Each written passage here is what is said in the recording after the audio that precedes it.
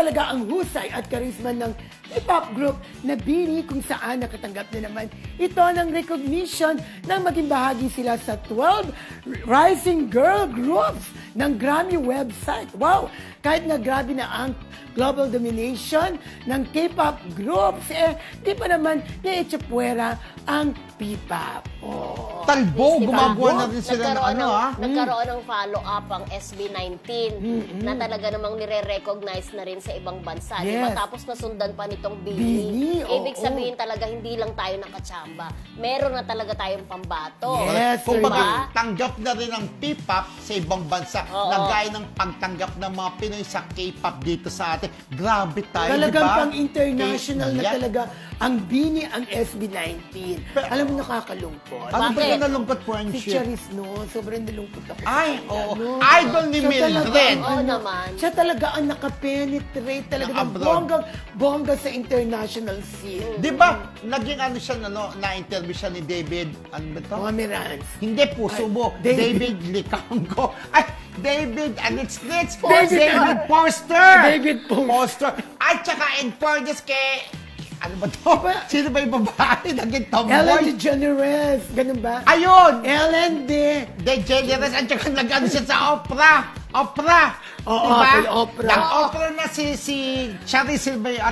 Si Charis, hindi na si Charis. Si Jake Cyrus, na-penetrate kay abroad.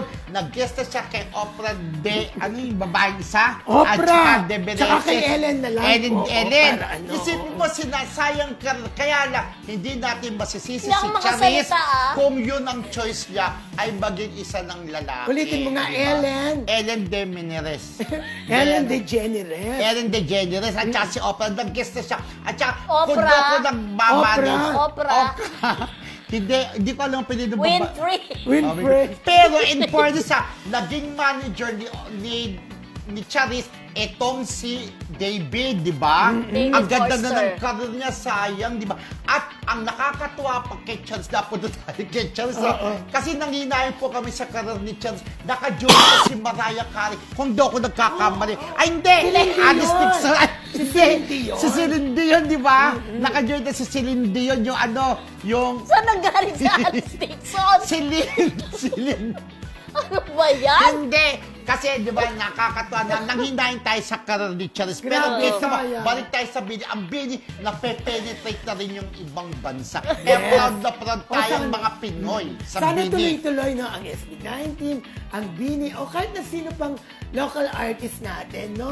Pero dati- marami pa tayong pambato, I'm sure. Si Lea Marami Salonga, pa- Oo, diba? yes, of course. Meron pa ba- Given na yun, di ba? Yung namatay, si Banig ba yun? Yung namatay na singer na bata? Namatay na ba si Banig? Hindi, meron namatay na Penten Muñoz yata kung sino man. Tenten, matagal nang namatay si Tenten. Yung na-penetrate din yung abroad. Si yung gano'n, di ba? meron pa. Si Lea Salonga, Arnold di ba? Pineda. Arnold bilang Pineda, member ng Journey. Journey, di ba? Yes, oo. Si Jocelyn Enriquez. Kilala mo si Si Jocelyn? Joseph A Singer. little bit ecstasy. Ex-tano. Do you miss me? Do you Ecstasy. miss me? Ex-tano. Yan yun, di ba? Hindi. Meron pa. Yung singer na lumaban na, si Nawawala Jessica. Si Jessica. Sanchez. Yan, di ba? Correct. Sa tanong, congratulations, BINI. Ang layo na ng narating nyo from the Philippines to abroad, di ba? Yes, To okay. international.